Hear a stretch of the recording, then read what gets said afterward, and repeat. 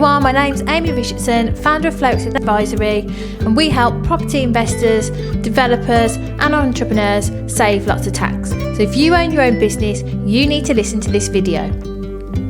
So what are we going to be talking about today? We're going to be talking about how much you should pay yourself from your limited company in order to be tax efficient and save lots of tax. So in 2022, we saw a lot of tax hikes, mainly around corporation tax. There was some movement on income tax, etc. at the higher end. But no one really spoke about national insurance, and the main reason for that is basically because it was slightly a good thing that they've upped the thresholds. So what does this mean for you as a property investor or a business owner? Well, firstly, let's look at the two common scenarios for limited company owners. Usually there's either just yourself as a sole director, or there's you plus family plus other employees. The usual way for you to extract value out of your business, i.e. money, etc., would be from a salary and a dividend and maybe other ways. Dependent on your situation, you may have drew a small salary and the rest in dividends as a way of paying yourself from your limited company. When it comes to national insurance, it's really important that you pay a minimum amount to yourself every month or every year to make sure that you maintain access to the state pension when you get older. If you don't do this and you miss payments, you miss the credits, then you may not have access to that state pension when you get to that age, if it's still around by then. So when it comes to national insurance, what do we actually care about? Well, in the technical terms, in my head as an accountant, we call this the primary threshold. This is the point where you as an employee, so past this point, you would start to pay national insurance. Before that point or on that point, you don't pay any national insurance. So you guessed it, we try and keep the salary at that level or below, and then pay the rest out in dividends, charging interest on directors' loan accounts, or however it may be the most tax efficient structure for you to pull money out. At the moment, we're still in tax year 22-23, and that runs from the 6th of April 2022 to the 5th of April 2023.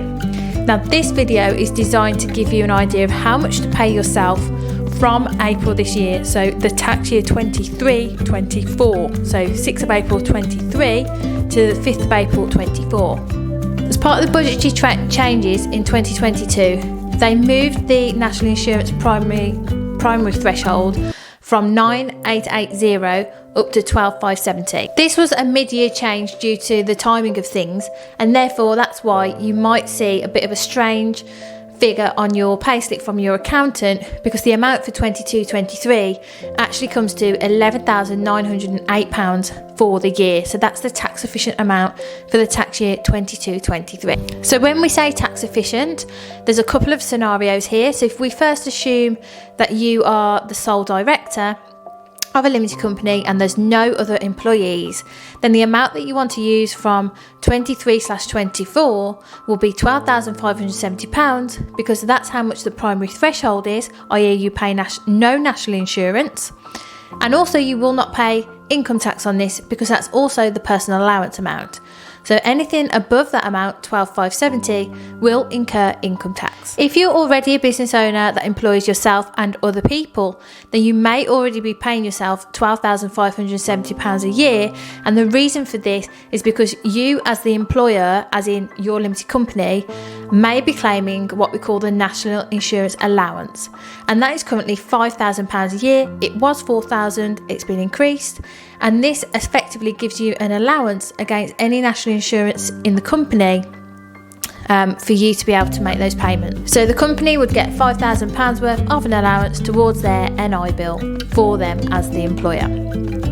Therefore, to round up, how much should you be paying yourself in 2023? Well, the amount is £12,570, or on a monthly amount. So how much should you be paying yourself each month as a salary on a monthly basis? £1,047.50. When you add that up over the 12 months, that comes back to the £12,570. Now, obviously this needs to be put through payroll. You can't just pay yourself this amount. So I strongly suggest that you speak to your accountant to arrange this, if not already, or speak to someone like myself.